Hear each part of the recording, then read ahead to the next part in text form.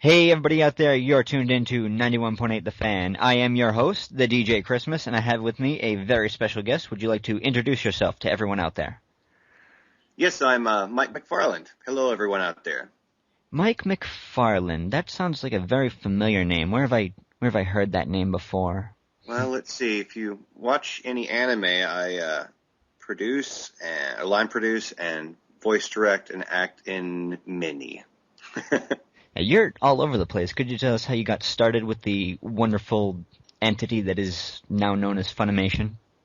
Back in the late 90s, I want to say like late 1997, early 1998, they had a audition for Dragon Ball for a movie called Sleeping Princess, and I believe it's in the Devil's Castle or the Devil's Hamlet. I think it's Devil's Castle.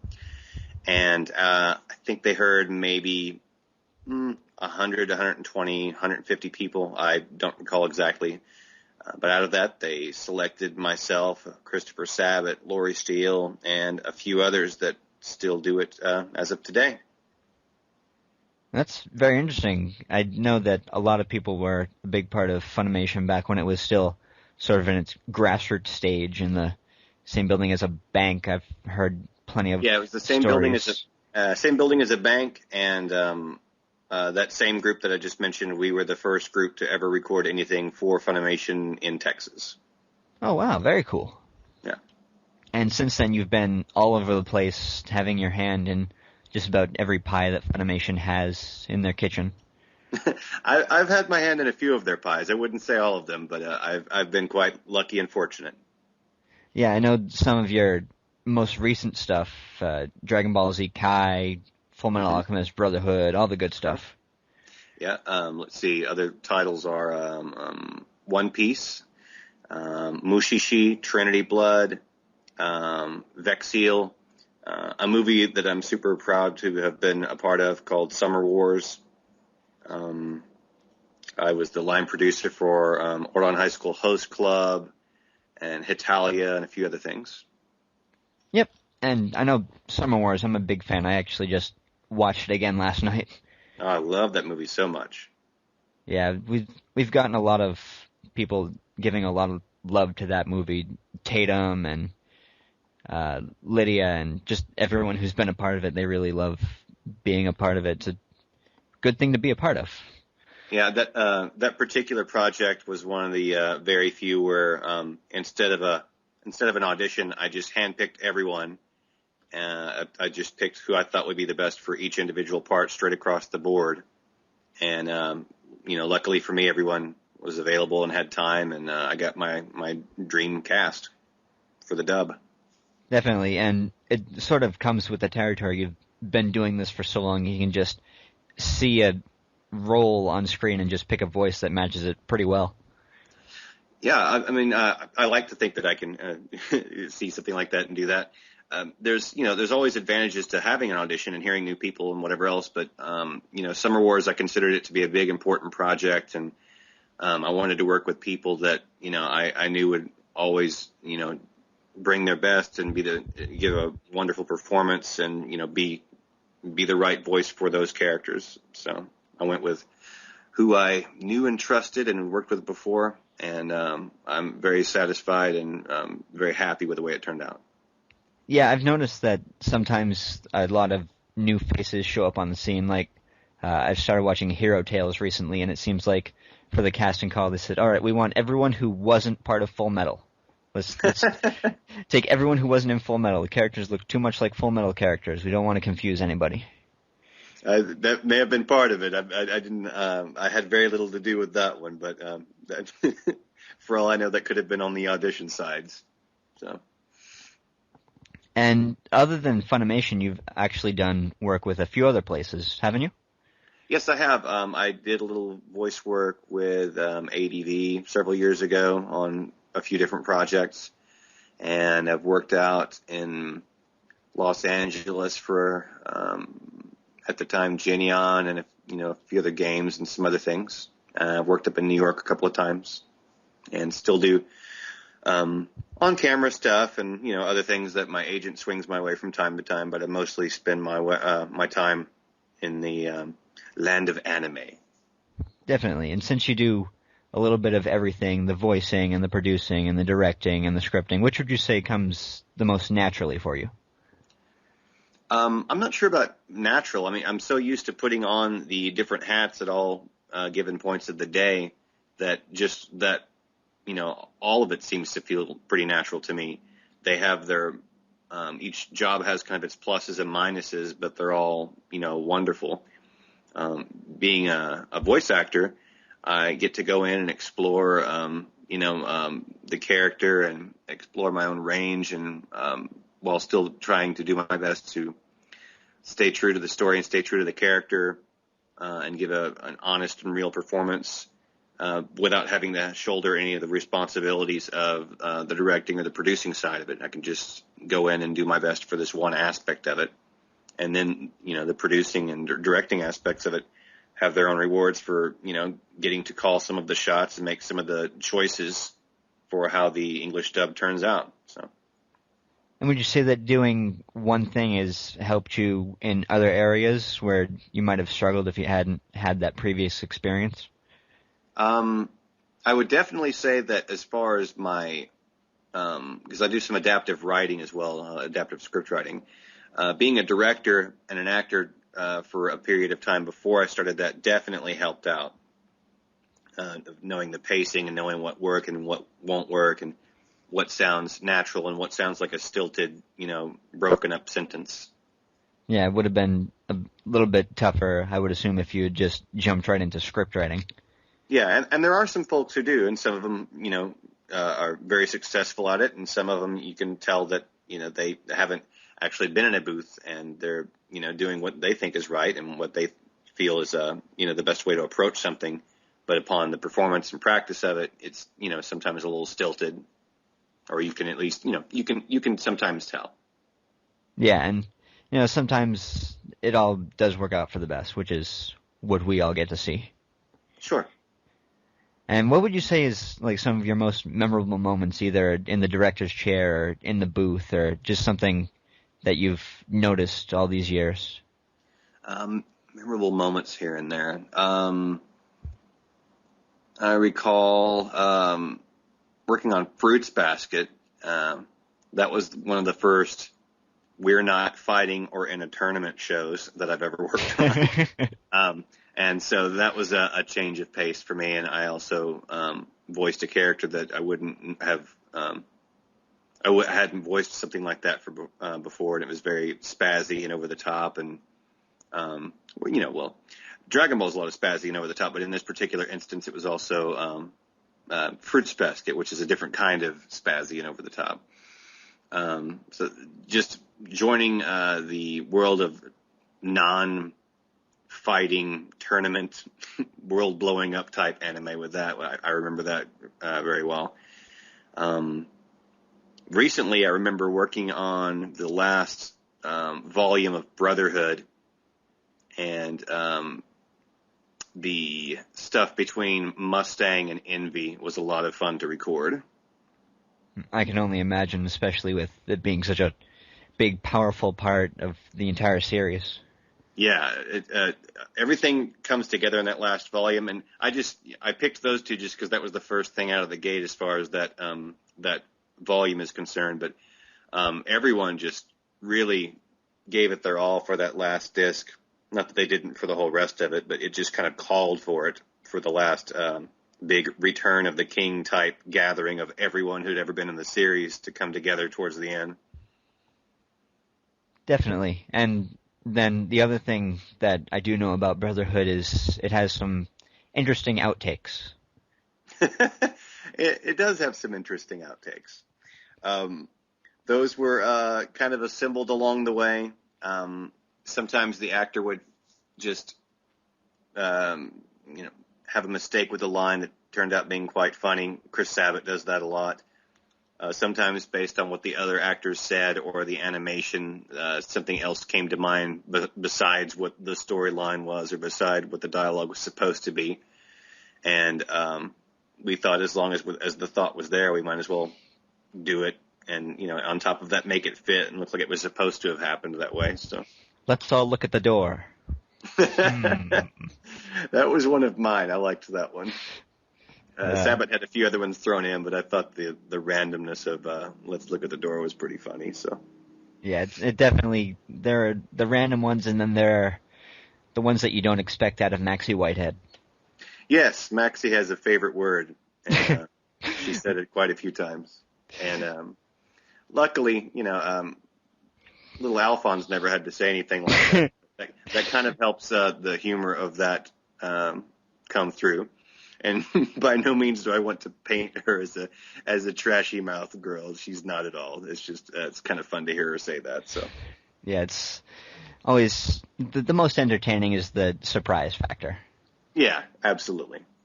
which is where a lot of characters that you play, especially Roshi, get their humor from. Yeah, yeah, I would agree with that. And speaking of Roshi, you've had to do quite a few games with Roshi. How's that always going for you? It's always odd for me for Roshi to be in the games. I mean, I have fun with it and I have fun recording it, but there seems to be so many other fighter characters that are super powerful and or not even human, that somehow Roshi, while being a mentor and a martial arts master, is not the strongest guy on the show. It's always fun. I always find it funny that they're like, okay, and you can also play as this character. It's one like if I was playing the game, I might play Roshi for fun or to hear what he would say, but otherwise I would want to be Goku or Vegeta or Piccolo or someone that's super powerful. Also, you can be Kid Chi-Chi. Yeah, have fun. The Yeah, power of Kid Chi-Chi. the power of Kid Chi-Chi. Some of them are just a little out there, especially when they mix in people like Yajirobe. Yeah, yeah, because he's a super powerful fighter. Yeah, and extremely agile. He has his one moment. He can cut a tail off like nobody's business. That's all the moment he needs. Yeah. But is there anything else that you've done specifically in the industry that you can sort of pick out as a favorite? Not to say that anything else has been completely terrible, but just something that has really stuck out in your mind? I don't know. There's a few moments like the ones that I've mentioned of just things that I feel like I won't forget or that really were something special to me and continue to be so. And there was something special at the time. I recall the premiere of the dub of the Conqueror of Shambhala at Anime Expo, and there was a nice enthusiastic room of over 4,000 that had been there all like for multiple hours waiting to get into the room to see it. And we had Seiji Mitsushima there as well and other representatives from Japan, and it was just a nice big gathering, and hearing people cheer on Alchemist like they were cheering on the Super Bowl or something. I thought it was phenomenal. I thought it was such a cool thing to be there for.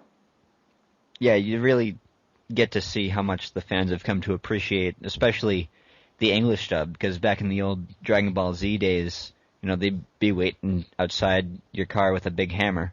But now... Some would, some wouldn't. I totally understand that, so...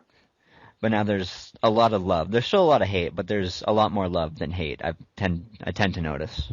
It seems like it. The internet would sometimes lead you to believe otherwise, but in person it seems, to be exactly as you said. Yeah, we talked to Adam Sheehan a couple weeks ago, and there's a lot of hate for One Piece, not just because of One Piece, but because people are looking for more One Piece, and they can't find the One Piece, and that makes them upset. It's somewhere in the Grand Line.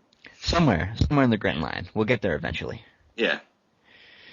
But I know that you're a very busy man over at Funimation, but do you ever have the time to hop on over to a convention or two? I've been to some. Recently, I went to Fan Expo Canada up in Toronto, and I went to my first ever Dragon Con in Atlanta, Georgia, and those were both 4-day conventions, and they were both a lot of fun. I hadn't been to either before, and they're more of a pop culture convention rather than a straight up anime convention. So there was lots of different things to see that I don't normally get to see at an anime convention. So that makes it new and different and, exciting for me as well. Yeah, it's sort Anime of cons always have their big pluses of, I know what to look for. I know what to expect. I know what I can go, I can go into the dealer's room and find this. I can see this in the programming, and I'll always look forward to it. So it's kind of nice to go to something else and be very surprised. Yeah, and for people who are looking to get that first time, like not just Anime Con, but a whole big pop culture convention, I know the San Diego and New York Comic Cons are good for that sort of experience. Absolutely. I haven't been to the San Diego one. I've been to the New York one, and it's fantastic as well. Yeah. And do you have a website where people can check out your work that you've got coming out that you're allowed to talk about, or your upcoming convention appearances? Yeah, I've got a couple places. I've got myname.com, MikeMcFarland.com, where you can see an extremely mid-'90s looking website that only gets updated with news. So if someone out there is like, hey, man, I'd love to redesign your website, find me on there because that thing's been sitting up there, I'm sure, over a decade, and all I do is update the news as often as I can. I'm also on Facebook. I have a actor profile, like an actor-director profile page that you can like, and I frequently put up where I'm going to be and what I'm working on and stuff on that page as well. Yeah, and I know probably put a lot more stuff up on that page than I do on the website even. So. And I know Facebook just tweaked their whole like and watch and follow setting, so it's something. Find Mike. Yeah, they have some sort of subscribe setting now that I don't understand it, but I know that it's there. Yeah, I've been missing my computer for a few days, and I go back to check Facebook, and it's all changed again. It changes frequently. It seems to change unnecessarily, but that could also just be the I don't like change talking in me. So, as long as I can maneuver Facebook the same way I did last week, it's good enough for me. Yeah, it shouldn't be that different. So, definitely. And do you have any specific works that you'd like to promote that are coming out recently that you're allowed to talk about? Sure. If you haven't already seen it, I really love the series Eden of the East. And it also had 2 follow-up films that kind of would act as the second half of the series. The second of those films just recently came out. I think that's a fantastic show. And once again, I really love the cast that I was able to assemble on that one. That one was through a straight-up natural audition process, but that's how I normally do things. But that show, whatever language you'd like to watch it in, is just a really, really solid, good show, and definitely worth a view. Yeah, Eden's great. Jason and Leah, they did a good job. Absolutely, I love their performances in it. I think they sound fantastic. Definitely. Let's see. It's not exactly new. It's been out a few months now, but Evangelion 2.22, the second of the kind of the rebuild franchise. I love the way that they're handling Eva. I love those movies. I know the third one just finally got a Japan release date, so hopefully we'll see that over here pretty soon. Yeah, I think it was like random sometime in the fall next year is what it looked like to me. As long as there's a date, that's date spun hope. They've got it narrowed down to a 12-month period of next year. I know we mentioned it earlier, but super proud of Summer Wars, and if you like anime at all, you should definitely check that out. It's a really beautiful film. Going back a little bit further, I also really like Mushishi. I know I mentioned that very early on in this conversation we're having, but that's a very quiet and beautiful show. I haven't gotten the chance to see it yet, but I have heard that it is very good. It's great. I've heard some people compare it to Kino's Journey and a few other things. It's just a quiet, simple little show of a man wandering from place to place to see if he can help solve problems that are going on with his ability to communicate with a life form that lots of people can't even see. Oh, very cool. I Every time I do these interviews, somebody will mention something cool. We talked to Newton Pittman last week, and he's like, Phantom's awesome. Like, now I need to watch Phantom. Mm-hmm. So now Mushishi is bumped to the top of my list. I have a very long list. Yeah, Mushishi, what sparked my interest in it when I was looking around for, because Funimation usually lets us know, okay, these things are coming down the pipe. Let us know if any of you guys have a specific interest in these.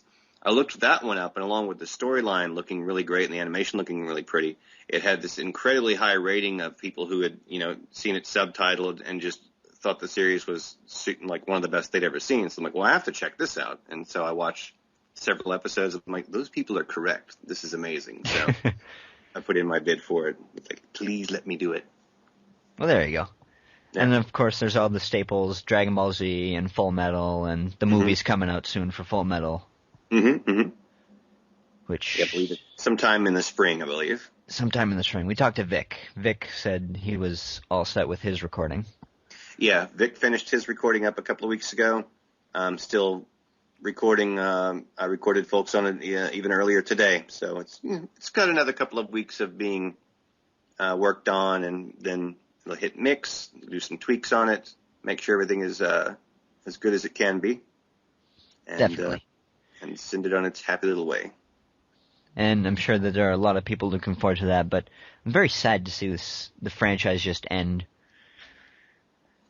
I'm not necessarily sad. Like, I love that series, both the first series and Brotherhood. I have a really hard time picking which one I like best. Lately, the answer is Brotherhood, just because it's so fresh in my mind, and I just recently watched it. Right. And watched the Adult Swim broadcast too, to see all what has been edited and how it's being aired and where they're putting the commercial breaks and things like that. But man, that was a fantastic bunch of characters in either version of the series. But I like for there to be some sort of conclusion. As wonderful as One Piece is and other things like that, I'm not always sure where it's going. I know that there's a point to it. I know they're looking for, in One Piece's case, they're looking for the One Piece, and they're going through the Grand Line to find it. But with Alchemist, I would rather it come to some sort of conclusion than go on forever. I like it to have its story arcs and, all of the subplots going on and everything to, like in the case of Brotherhood, everything to get wrapped up. I love that ending, but I also love the first series ending, where there was a few things wrapped up and a few things opened up for a new beginning and whatever else. That's, pretty much actually my favorite kind of ending to any sort of story, rather than having the entire thing completely wrapped up in a nice little bow. I like for lots of things to be taken care of, and then there's lots of new beginnings, and then it's over, leaving you to wonder what happens next. I really enjoy that type of ending. Yeah, you sort of make it up as you go along, and that's where a lot of really good and sometimes really bad fan fiction comes in. But well, there's fan fiction, but there's also just the whole, well, what if, or what happened? It drives a lot of conversation, and it drives a lot of interest, and it drives a lot of fandom for people to have their opinions on it, and what could happen next? What do you think? And it stirs up a lot more. It keeps it alive a lot longer, in my opinion, than just something that comes to a conclusion and comes to a specific end. Yeah, sort of like how Dragon Ball Z, at the very end of GT, they end it, it's done, and no more. Yeah. But I do believe we are, unfortunately, nearing the end of our time together, but before we let you go, we do have one final thing to ask of you. Okay. We ask everyone who comes on the show if they would be willing to participate in our 91.8 The Fan tradition. The tradition being? The tradition being that we just ask everybody to say a radio bump for us. I can do that. All right, it's very simple. We just ask everyone to say, hello, my name is, you insert your name, I do this, you can insert a specific role, voice actor, director, producer, scriptwriter, whatever you want. It's completely up to you. And okay. The important part at the end is, and you're tuned into 91.8 The Fan. All right. And the only other catch is that we do it all live, just in case there are any bloopers. Okay. Let me know. Are you guys ready now? Yep. Whenever you're ready, we will go for a take one. Okay. This is Mike McFarland, the voice director for Full Metal Alchemist Brotherhood, Full Metal Alchemist Summer Wars, Mushishi, Trinity Blood, and lots of other things. I'm also the voice of Master Roshi, and you're listening to 91.8 The Fan with your ears on. Awesome, you got it all in one shot. Word. A lot of people mess up the numbers, that's where they get tripped up, but you are good. It's almost like you're a professional. That's why I get to wear the big boy pants and be in charge of a couple of things. There you go. But for anybody else out there who missed any part of this interview, shame on you, but it will be up on our website in the next couple days, so keep it tuned to your favorite station, 91.8 The Fan. Everything you want and nothing you don't.